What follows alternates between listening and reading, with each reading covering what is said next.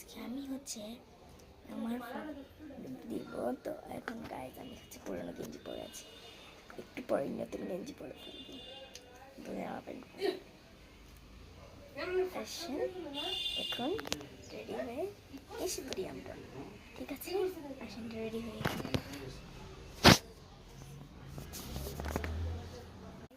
আমি এসে পড়েছি।